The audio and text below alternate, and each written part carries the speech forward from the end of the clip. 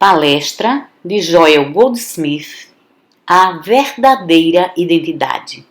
Tape 617, parte 4, tradução de Rosilda Rocha. Boa noite. Agora passamos daqui para o segundo estágio e usamos o mesmo princípio. Não temos boas notícias porque esse é ainda mais difícil do que o primeiro. Honestamente, não existe nada fácil sobre o caminho da cruz. Essa, provavelmente, foi a razão por que o mestre disse que muito poucos o encontram. Muito poucos estão prontos para pagar o preço. O preço da aplicação, o preço de viver com essa verdade, o preço de fazer dela uma parte de seu próprio ser, de seu próprio corpo. Isso não é simples, é verdade. Não é fácil. Não existe um atalho para o céu. Essa não é uma forma de influenciar seus amigos facilmente.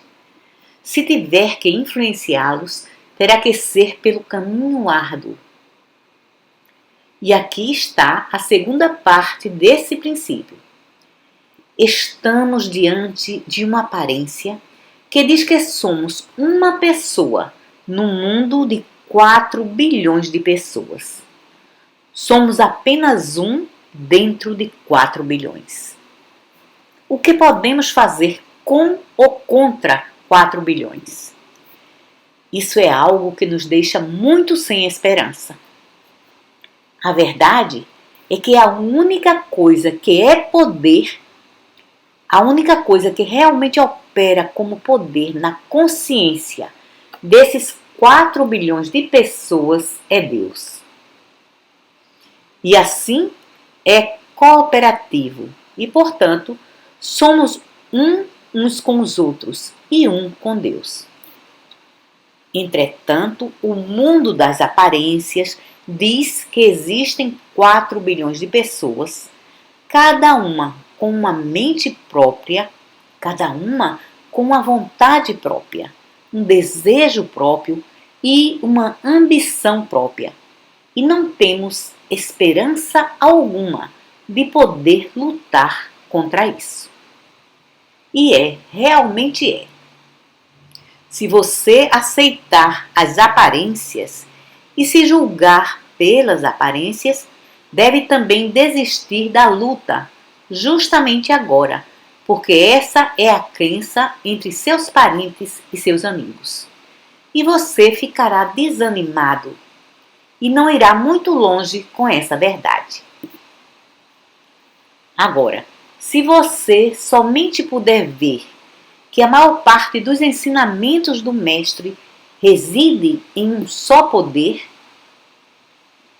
o primeiro mandamento, esse que temos aqui: não vos alegreis, porque os demônios lhes estão sujeitos. Não se preocupem com isso. Alegrai-vos, porque vossos nomes estão escritos no céu. Se você puder somente ver que o princípio dessa infinita forma de vida é um poder, então vai poder dar o passo seguinte. E no início vai começar a compreender muito vagarosamente, muito gentilmente. Aqui eu admito que até onde se refere às pessoas, elas têm uma vontade própria e uma maneira própria e um controle próprio de suas vidas. E parecem ser muito inflexíveis sobre tudo isso. E muitas de suas maneiras não são muito boas. Todavia, do ponto de vista dessa verdade, vou tomar essa posição de que somente as qualidades e atividades de Deus nas consciências dessas pessoas são poder. E qualquer outra coisa a mais que tenham, e não vou negar que existe essa assim chamada mente carnal, Não vou negar que existe vontade própria e louca ambição, e luxúria, e avareza, e animalidade e ódio. Não vou negar isso.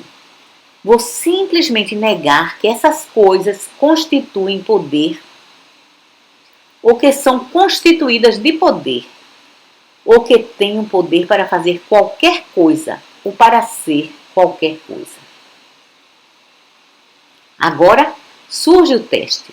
No momento em que damos um passo para fora de nossa porta pela manhã, e algumas vezes antes de sairmos de casa, nos confrontamos diretamente contra a vontade própria, egoísmo, injustiça, inflexibilidade, crueldade e por aí em diante. Que diferença faz o que as pessoas pensam em suas mentes sobre o poder de suas vontades humanas? Que diferença faz o que elas pensam ou o que o mundo pensa sobre o poder do mal no pensamento humano? Nós estamos lidando com o mais maravilhoso princípio do mundo. Um princípio que declara que somente nossa percepção, nossa consciência da verdade pode governar nossa vida. Que nós moldamos nossa própria experiência através de nossa consciência da verdade. Simplesmente pense sobre isso. Estamos lidando com a questão individual. Naturalmente, temos uma porção de teorias opostas, desde a teoria de Marx, do comunismo, nessa era em que a mente da massa é importante, não o indivíduo. Todas as coisas na vida hoje, todas as teorias da vida revelam socialismo, comunismo, toda essa experiência humana é uma contradição do valor do indivíduo.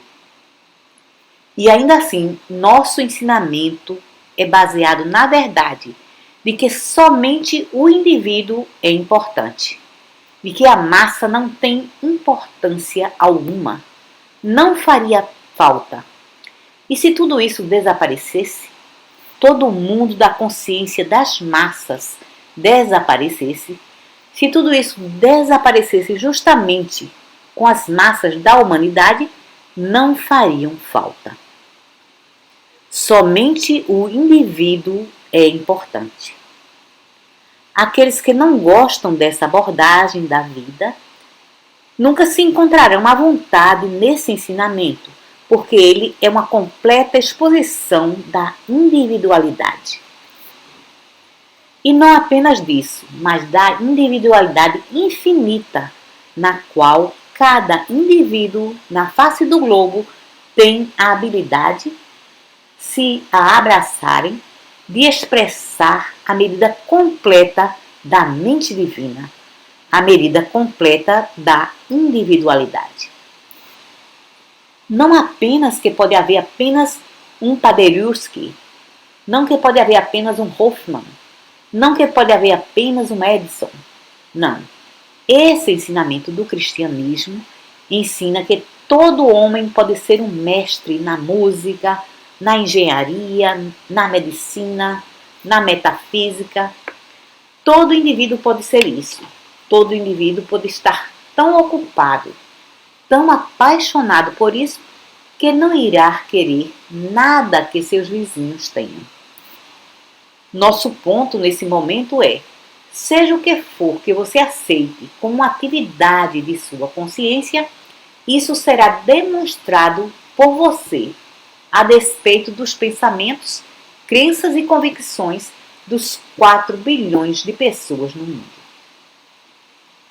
A influência dos 4 bilhões não chegará ao seu lugar de habitação. A convicção dos 4 bilhões, os perigos e os pensamentos e os falsos testemunhos dos 4 bilhões não chegarão ao seu lugar de habitação, uma vez que concorde que sua capacidade é limitada somente pela capacidade de Deus. Desde que, em si mesmo e por você mesmo, não pode fazer coisa alguma. Não é coisa alguma. Porém, tendo o seu nome escrito no céu, sendo um filho de Deus, tudo que o Pai tem é seu. Toda a capacidade, todas as qualidades são suas. Não existe tal coisa como limitação. Lembro de que, quando era menino, a fortuna de Henry Ford era em torno de $1 bilhão. E ficaria surpreso com a quantidade de artigos nos jornais do mundo inteiro, mostrando que, desde que Rockefeller já tinha 1 bilhão e agora Ford tinha 1 bilhão, estaríamos todos quebrados, porque não poderia haver 2 bilhões nas mãos de duas pessoas e sobrar qualquer coisa para o restante de nós. Agora, aconteceu que, quanto mais bilhões vinham do óleo de ouro, quanto mais bilhões Ford ganhava, mais altos eram os salários em Detroit e em qualquer lugar em que essas corporações operavam, e maiores eram os dividendos. E parece que quanto mais prósperos eles se tornavam, mais prósperos nós nos tornávamos. Não existe tal coisa como limitação. Isso eu realmente sei. A mente de Deus é a mente individual, a mente do indivíduo, sua mente. Portanto, sua mente é ilimitada. Sua mente é ilimitada desde que compreenda que Deus é a natureza, a qualidade e a quantidade de sua mente. E isso também eu sei. A vida é eterna. Não existe razão para a velhice, não há razão para a morte por velhice, exceto se você aceitar as crenças do mundo. Porém, individualmente, podemos anular essas crenças pela compreensão de que Deus é a vida individual. Deus é vida imortal e eterna.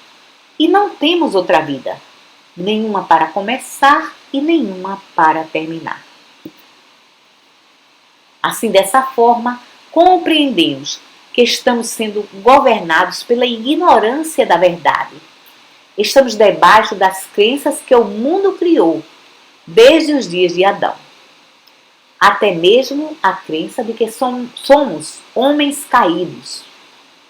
Isso é uma coisa terrível, não é? Ser responsável pelo pecado de Adão e Eva. É como os hebreus que ainda estão sendo perseguidos porque alguns hebreus crucificaram Jesus. E todos os hebreus de hoje têm que levar a culpa. Não somos responsáveis pelos pecados de nossos ancestrais.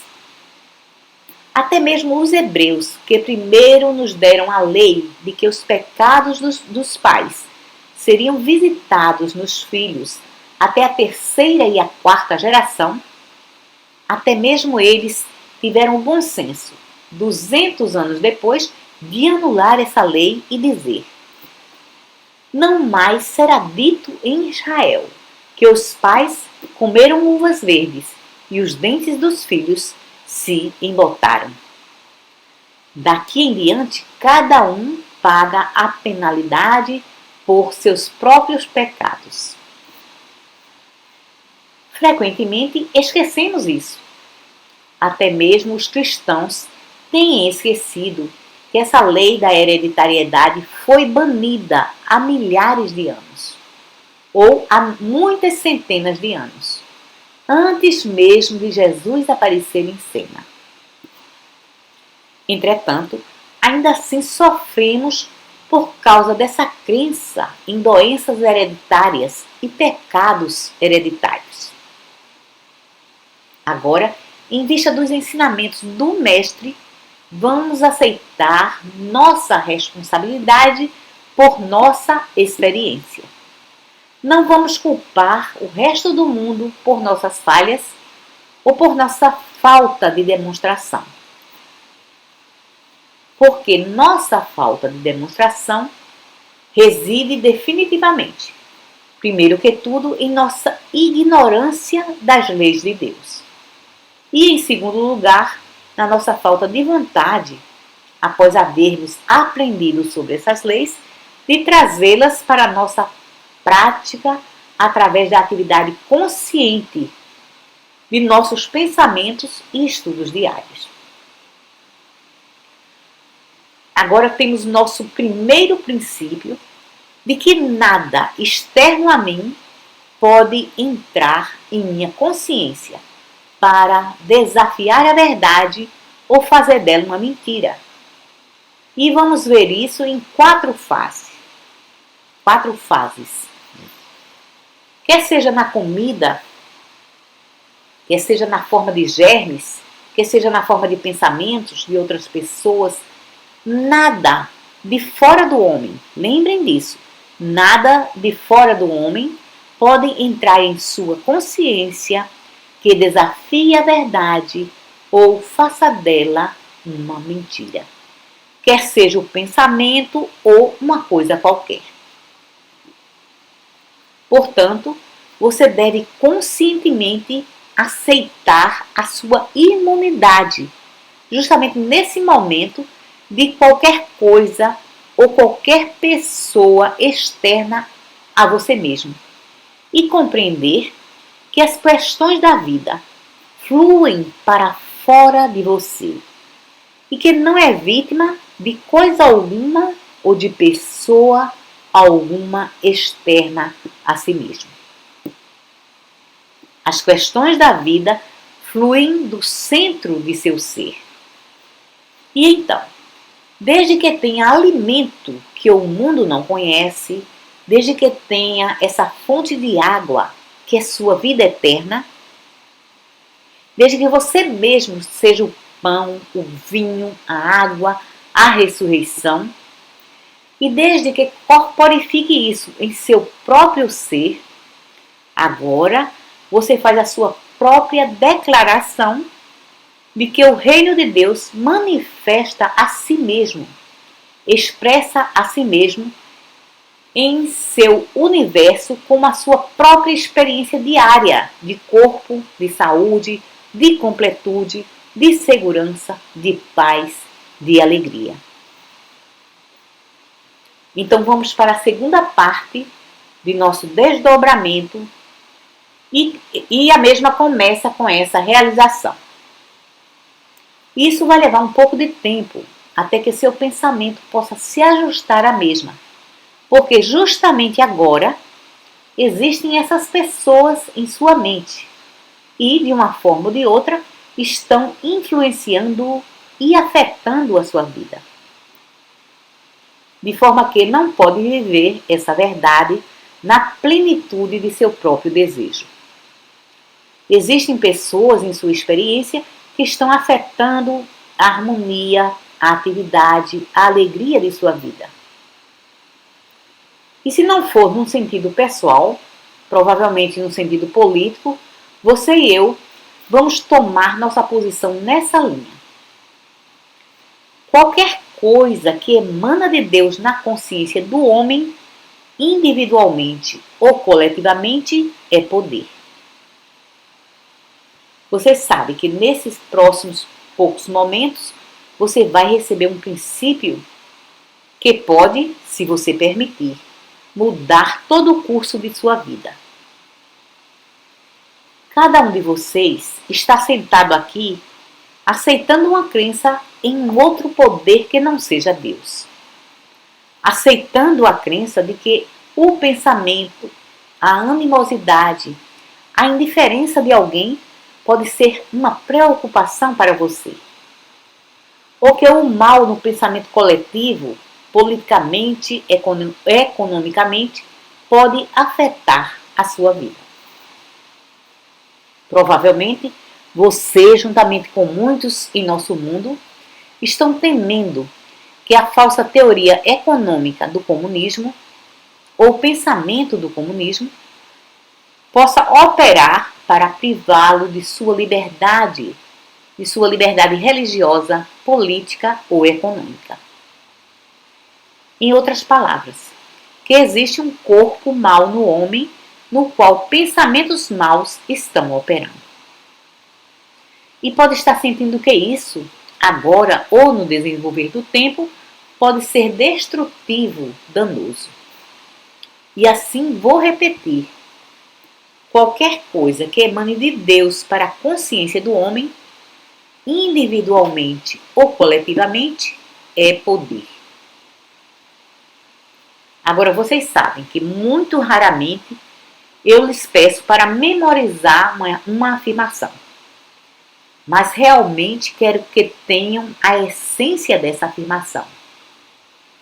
E assim, se quiserem, devem memorizá-la. Qualquer coisa que emane de Deus para a consciência do homem, individualmente ou coletivamente, é poder. O que é que emana de Deus e que opera na consciência do homem a não ser o amor, a verdade, completude, perfeição, harmonia, todas as qualidades do Cristo? Vamos começar a admitir, podemos começar justamente aqui entre nós mesmos, como amigos, e podemos concordar que justamente aqui não existe, operando em minha consciência, nenhuma inveja, ódio, ciúme, engano em relação a vocês.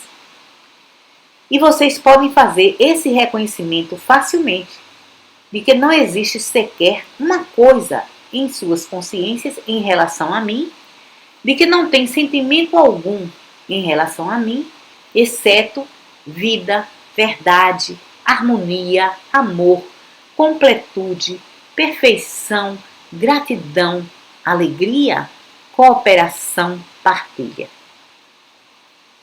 Estou certo de que cada um de nós aqui nessa sala pode concordar que nesse exato momento não existe um simples traço de qualquer inveja, ciúme, malícia, ódio, ganância, luxúria, animalidade nessa sala inteira.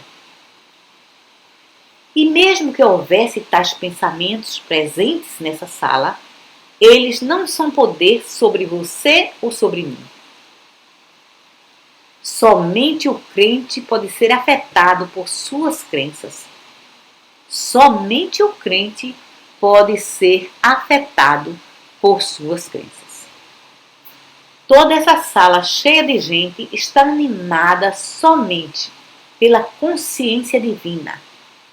Cada emoção, cada sentimento em relação uns aos outros é um sentimento de amor, respeito, partilha, boa vontade.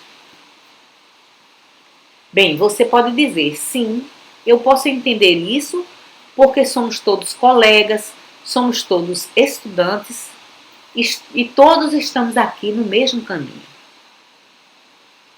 Ó sim, mas agora vamos dar o próximo passo e compreender isso. Desde que existe somente um Deus e desde que existe somente um poder, Deus, o infinito, essa deve ser a emoção que controla o coração e a alma de cada indivíduo na face do globo. Não é uma questão de vontade pessoal. Você pode pensar que é uma questão de vontade pessoal, que nós aqui possamos amar uns aos outros. Mas não é. Nós sequer conhecemos uns aos outros, a maioria de nós. Mas é que esse amor que desabrochou em nós e através de nós, uns pelos outros, é completamente impessoal. É de Deus. Deus plantou essa semente do amor uns pelos outros em nós. Porém, nós podemos plantar essa mesma semente em relação a cada indivíduo na face do globo por reconhecer que aquilo que eu sinto por qualquer pessoa aqui nessa sala não chegou aqui por qualquer vontade ou ação minha. Eu já o encontrei aqui quando cheguei a essa sala. Eu não vim aqui para me iludir com o amor das outras pessoas nessa sala. Qualquer que seja o amor que esteja desfrutando e que sinta por cada um aqui, Deus plantou dentro de mim. Agora lembrem disso, Deus plantou esse mesmo pensamento, essa mesma emoção, essa mesma semente na consciência de todo indivíduo na Terra. Agora, ao lado disso, e provavelmente, predominantemente na consciência do mundo, estão esses outros pensamentos: dominação, medo, dúvida, ódio, ciúme, inveja, animalidade. Mas nós somos aqueles de quem o Mestre disse: eu te agradeço, ó Pai, Senhor dos céus e da terra, porque concedestes essas coisas, escondestes essas coisas dos sábios e cultos e as revelastes aos pequeninos. Sim, Pai, porque assim te aprouve. E se voltou para os seus discípulos e disse, privadamente, somente para os discípulos: bem-aventurados são os olhos que têm visto as coisas que vocês têm visto, porque lhes digo que muitos profetas e reis desejaram ver o que vedes e não as viram, ouvir essas coisas que vós ouvis e não as ouviram. Lembrem, nós, estudantes do Caminho Infinito, pertencemos a uma minoria muito pequena daqueles que receberam essa revelação. O mal não é poder. Os pensamentos maus do homem não são poder sobre você. Eles não têm controle algum sobre você. E ainda assim, têm controle sobre quem acredita neles. E assim têm controle uns sobre os outros. E essa é a razão porque vê a cena política da forma que é, a cena internacional da forma que é.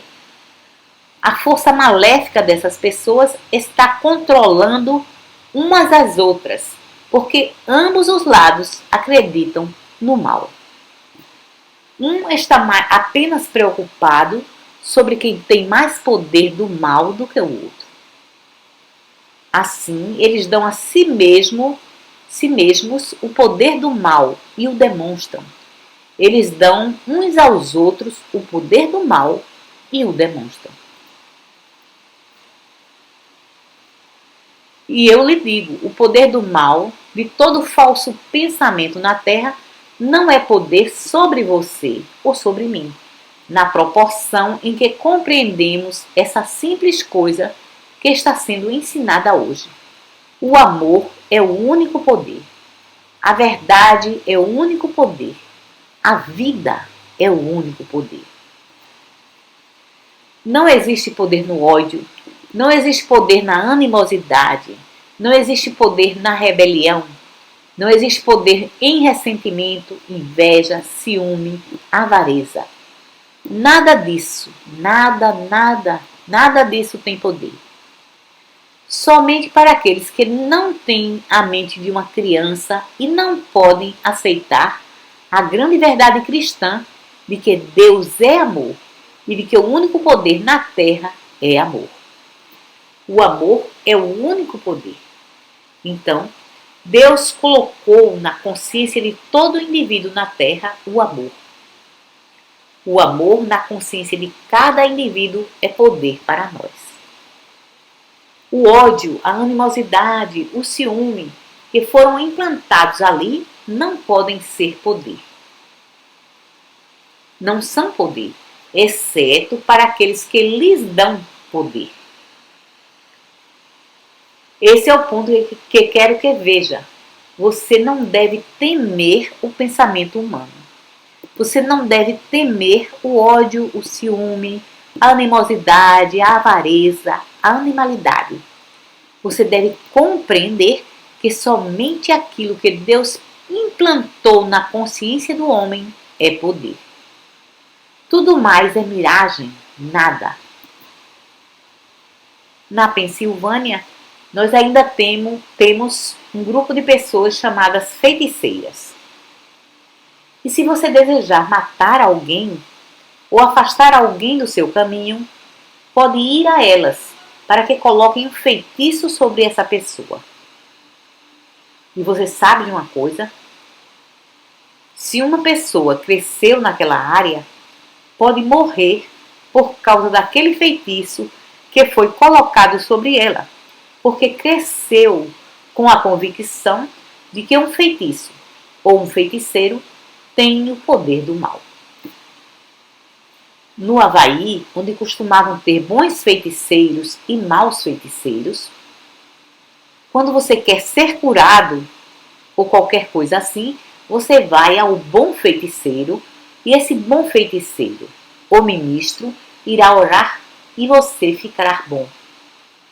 Bem, mas se tiver um inimigo e quiser dar fim a ele, você procura uma forma de ter um fio de seus cabelos ou uma ponta de sua unha e o leva para o mau feiticeiro. E ele ora, chamamos a isso a prática do mal, e seu inimigo morre. É morto muito rapidamente. Você vê a razão para isso? Os antigos havaianos cresceram com a crença de que o mau feiticeiro tinha o poder da morte. E no momento em que ouviam que alguém foi ao mau feiticeiro para fazer um trabalho para eles, começavam a tremer e muito rapidamente morriam. Por quê? Porque aceitaram a crença de que existe um poder no pensamento de alguém, mas especialmente de que existe o poder do mal. No Caminho Infinito, se você examinar alguns outros escritos, vai descobrir que até mesmo bons pensamentos não são poder.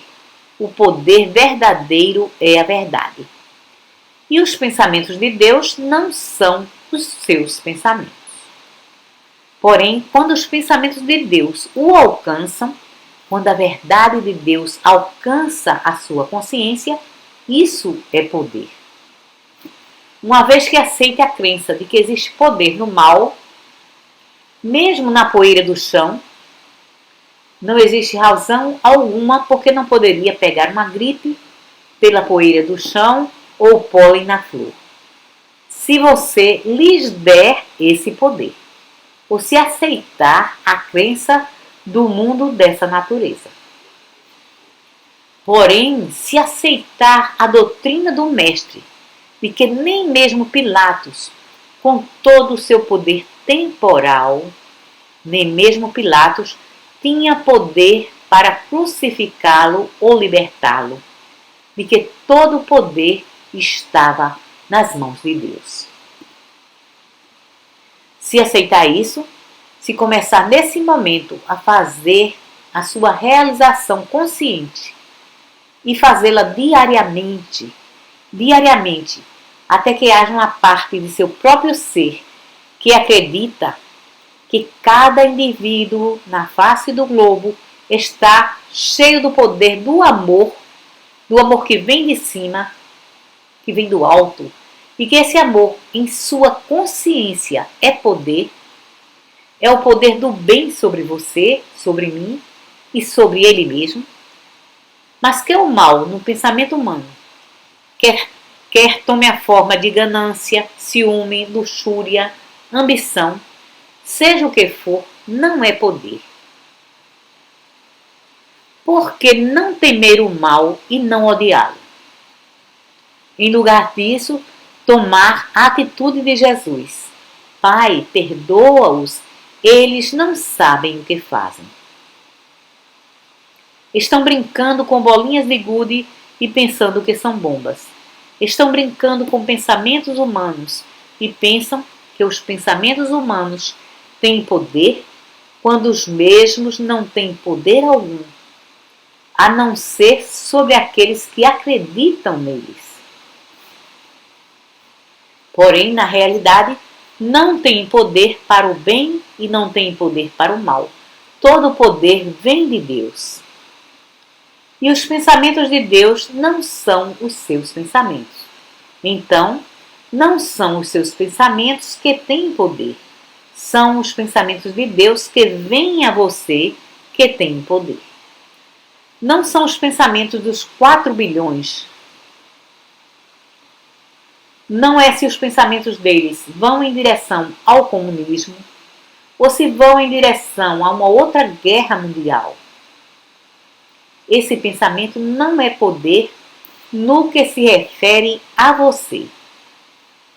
Entretanto, não cometa o erro de acreditar que isso não é verdade, que isso não é verdade, que essa verdade libertará as pessoas do mundo, que isso irá impedir a próxima guerra ou salvar a humanidade de exterminar a si mesma.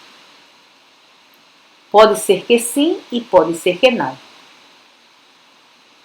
Nos tempos passados, todos que aceitaram as crenças maléficas do mundo, quando o tempo da mudança chegou, desapareceram juntamente com ela. Somente os remanescentes daqueles que tinham sua fé e compreensão no bem permaneceram para começar uma nova ordem divina. Pode ser, e eu mesma acredito nisso, que o poder do bem espiritual na consciência humana esteja hoje tão grande que exista uma esperança, exista a possibilidade de que o inevitável não virá, que essa civilização não desaparecerá como tem sido profetizado, e parece que será assim, de acordo com os noticiários dos jornais.